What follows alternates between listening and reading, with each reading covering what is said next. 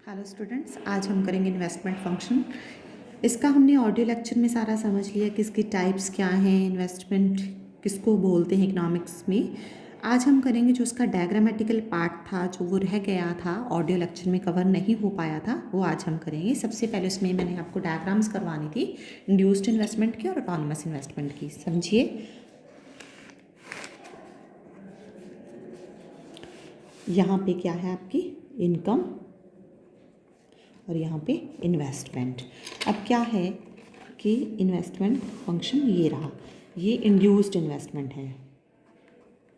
Induced investment कैसे है, यहाँ ज़ीरो से क्यों नहीं शुरू होती, यहाँ से क्यों नहीं, क्योंकि इस लेवल तक इनकम के, इस लेवल तक तो आप केवल रोटी ही खा रहे हो, कहाँ बचत करोगे। जब बचत ही नहीं करोगे तो निवेश नहीं हो पाएगा। तो इसके बाद इन्वेस्टमेंट, जैसे जैसे इनकम बढ़ती है वैसे वैसे निवेश भी बढ़ता जाता है। ऑटोनमस इन्वेस्टमेंट का मीनिंग क्या है कि इनकम हो चाहे ना हो, वो आपने निवेश उतना ही करना है जितना गवर्नमेंट ने सोचा हुआ है देश के भले के लिए। ये हो गया ऑटोनमस इन्वेस्टमेंट। नेक्स्ट आपने करना है MPC, किया वो MPI, marginal propensity to invest, और उसी तरह API, average propensity to investment. इसका फॉर्मूला क्या है, डेल्टा इन्वेस्टमेंट अपॉन इनकम, मतलब इनकम में चेंज आने की वजह से इन्वेस्टमेंट में कितनी चेंज आती है।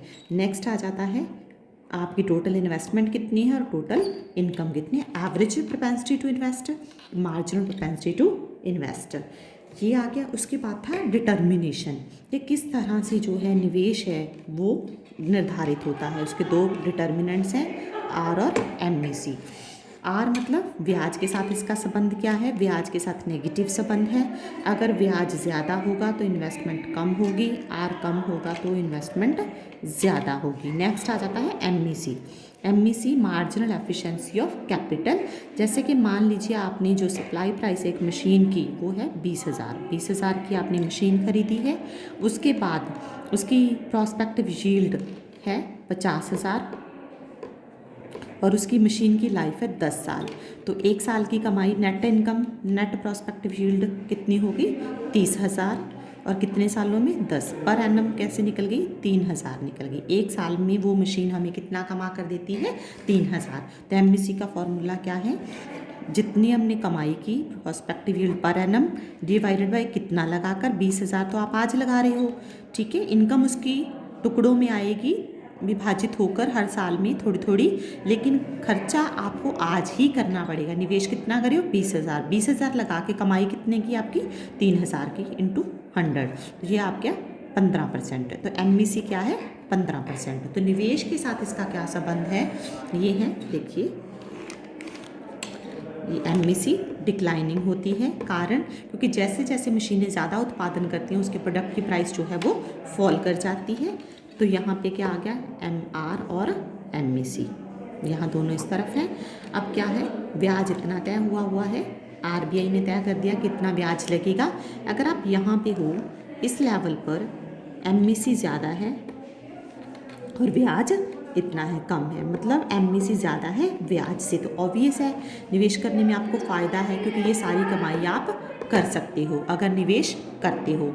अगर इस तरफ आ जाएं, यहाँ पे क्या है, ब्याज ज़्यादा है, MEC इतनी है, तो MEC क्या है, कम, और ब्याज ज़्यादा है, मतलब आपकी कमाई जो है वो क्या है, कम है, और खर्चा आपको ज़्यादा पड़ रहा है। तो ये आपका क्या है, नुकसान।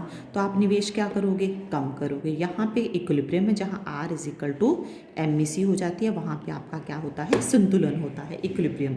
यहाँ पे आप रुक जाते हो, अगर इससे पहले हो तो निवेश बढ़ेगा, अगर यहाँ पे हो तो निवेश कम हो जाएगा। इस तरह से क्या है, इक्विलिब्रियम अटेन होता है, ब्याज और MEC जहाँ पे बराबर। तो इन्वेस्टमेंट का जो ऑप्टिमम लेवल है वो ये है, ना तो हम I1 पे रुकेंगे ना ही I2 पे, कहाँ रुकेंगे, I* पे ही रुकेंगे, क्योंकि यहाँ पे क्या है, फेवरेबल हमारा इक्विलिब्रियम है, नो प्रॉफिट नो लॉस। इसको ब्रेक इवन पॉइंट भी कहते हैं, ब्रेक इवन पॉइंट।